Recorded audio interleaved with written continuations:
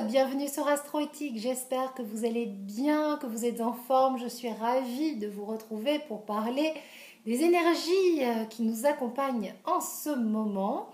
Quelle est l'humeur du ciel que nous proposent les planètes comme programme d'évolution?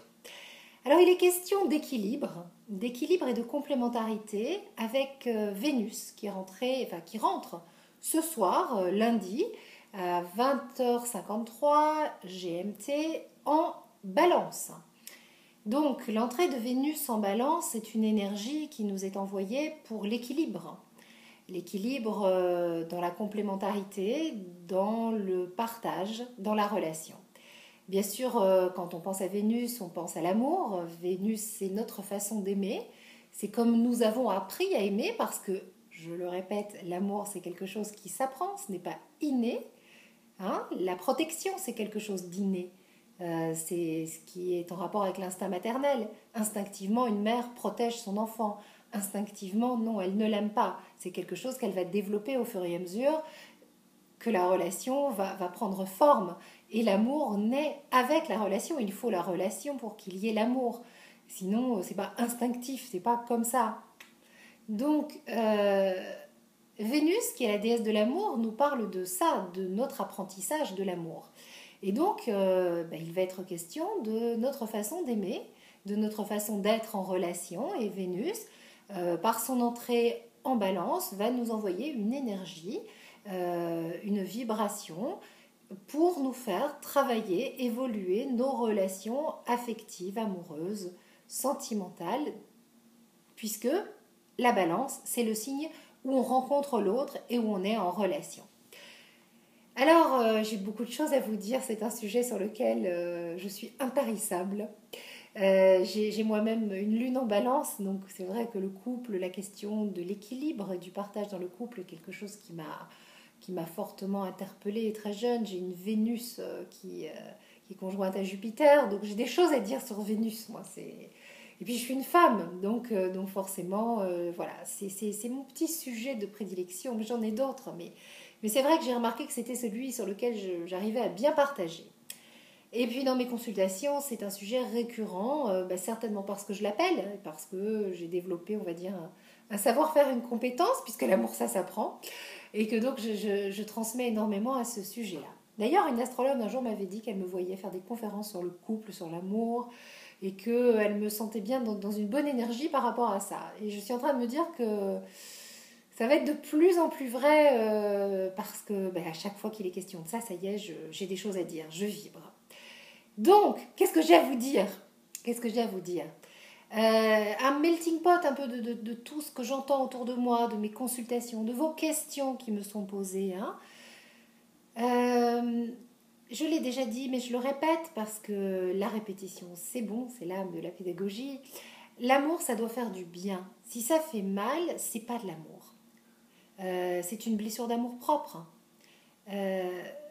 Parce que l'amour, c'est quelque chose qui s'apprend au contact de la mère dans les moments de tendresse, de partage, de complicité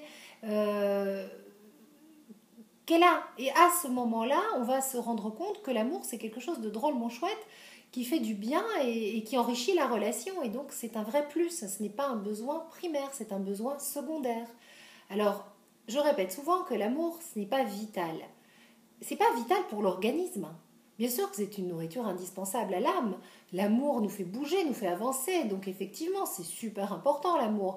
Et d'ailleurs, l'énergie d'amour, sur un plan plus global et plus universel, c'est la solution.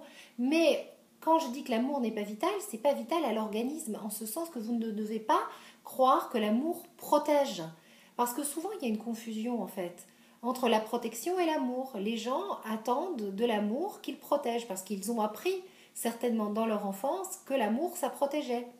Parce qu'ils se sont sentis protégés par l'amour de leur mère ou de leur père ou que sais-je. Et donc, quelque part, comme il y avait une confusion déjà chez les parents qui sont en train de gérer leurs propres carences, le cerveau a appris que l'amour ça protégeait. Et donc forcément, si le cerveau apprend que l'amour protège, comme on aime, comme nos neurones ont appris, on va répéter ça plus tard. Et dans nos relations, on va demander soit à l'autre de nous protéger, soit on va le protéger.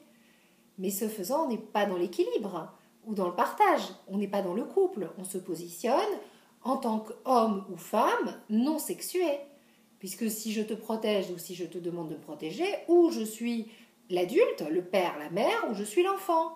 Allô maman bobo, ou coucou, c'est moi l'infirmière, tu sais, celle qui est capable de te donner un amour inconditionnel et qui comprend tout.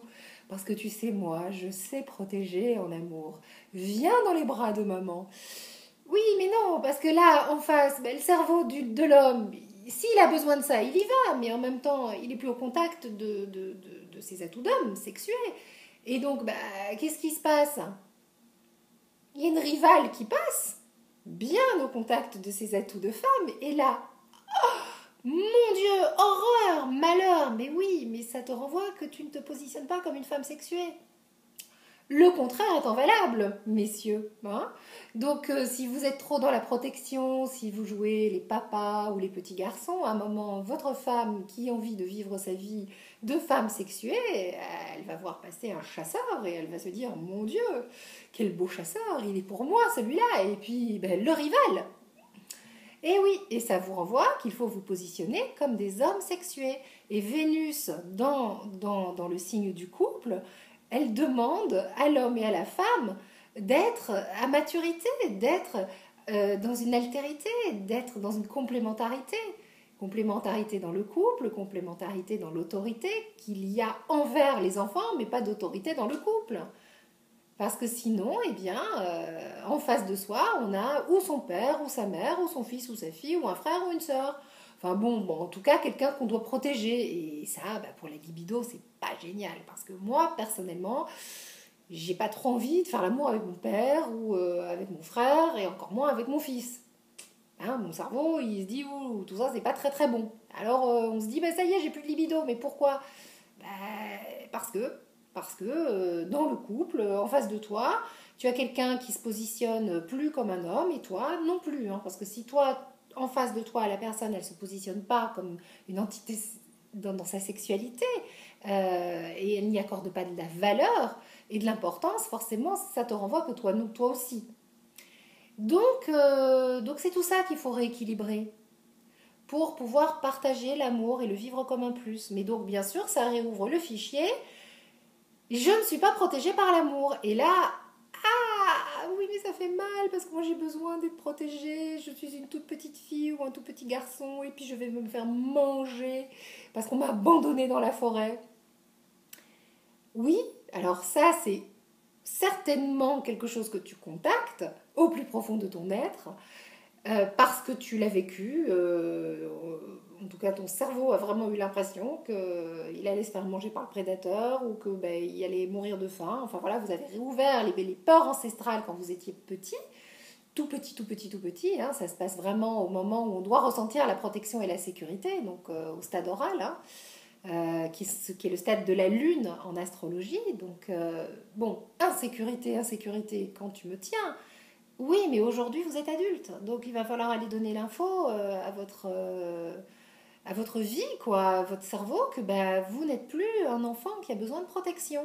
Parce que sinon, bah, vous ne pourrez pas vivre l'amour comme vous avez envie de le vivre. Et il y a des tas de couples qui sont dans des relations parents-enfants, où je te protège, et qui sont très très bien comme ça, et qui sont finalement dans un acquis ronronnant, et c'est tant mieux, mais il y en a tout plein qui ne veulent plus passer à côté de leur vie d'homme et de femme. Et ceux-là, ben, ils vont le ressentir, l'énergie de Vénus dans le signe de la balance. Alors Vénus dans le signe de la balance, elle est sexy, elle est glamour, elle est coquette, elle aime les jeux de l'amour et donc mais branchez-vous sur cette énergie, reconnectez-vous à ça, vous les femmes et vous les hommes, pour profiter de ce super plus qu'est l'amour avec cette légèreté parce que ça fait du bien.